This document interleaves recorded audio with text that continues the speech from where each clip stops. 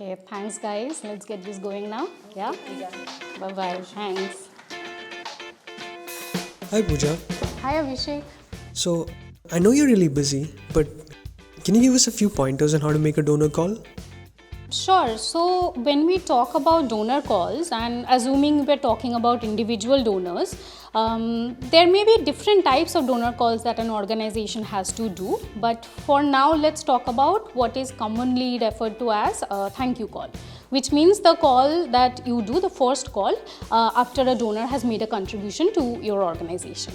Now, when you're making this call, there are a few really simple things that we need to keep in mind to make the call effective. So, the very first point, of course, is saying thank you. It's in the name, it's the objective of the call.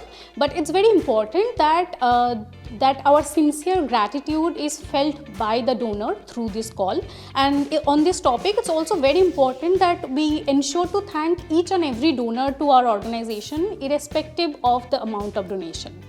The second point would be, another very simple point, introducing yourself. So when it comes to individual fundraising, a lot of it is based on building relationships with donors, and any good relationship starts with getting to know each other.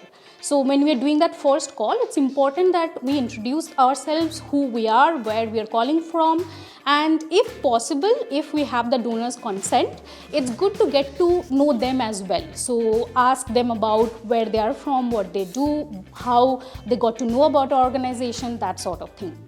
The third point would be communicating the cause. So if they have donated to our organization, we can assume that they are more or less aware of what we are doing and they have connected to a particular message, etc.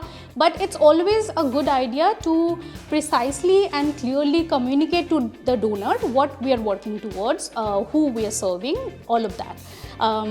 It helps us in leaving no room for doubt in the donor's mind about who they are contributing to, where their money is going. The last point I would say would be, if possible, to give the donor an update.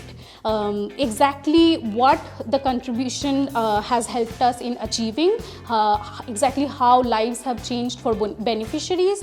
That is always a good thing to end the call on. And at this point, we should also let them know that as and when the work progresses, we will get back to them with more update.